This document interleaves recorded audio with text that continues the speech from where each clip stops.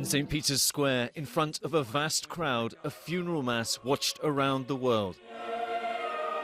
The Vatican saying more than 250,000 people were there, paying their respects to the man many called the People's Pope. 6 days since the 88-year-old died from a stroke, his simple wooden casket laid on the steps of the Basilica. The Dean of the College of Cardinals, Cardinal Giovanni Battista Re, delivering the homily. Cardinal Re noting how Francis had come among the crowds here on Easter Sunday, the day before his death, speaking of Francis's relentless calls through his 12-year papacy to help the poor, refugees, migrants. Build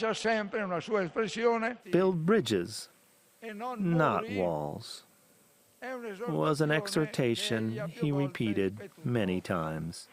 The crowd applauding as the Cardinal recalled Francis's 2016 trip to the Mexico-US border and repeating his words, "Build bridges, not walls." In the crowd, signs saying, "Thank you, Francis." Dare I say electric.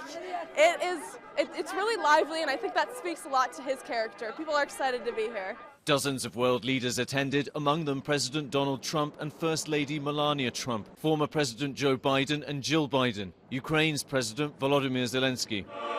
There was applause again as Francis's casket left the square, a procession then carrying him through the streets of Rome, thousands lining the route, the Pope-mobile converted into a hearse, passing by the Colosseum. Pope Francis was an unbelievable man, and I don't know who will ever be able to replace him. Francis then laid to rest in St. Mary Major in the heart of Rome, the first pope in a century to choose to be buried outside the Vatican. His casket was met there by people the Vatican said were in need, a final reminder of what he thought most important.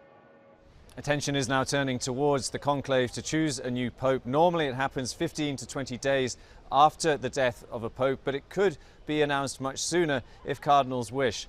Patrick Reevell, ABC News, Vatican City.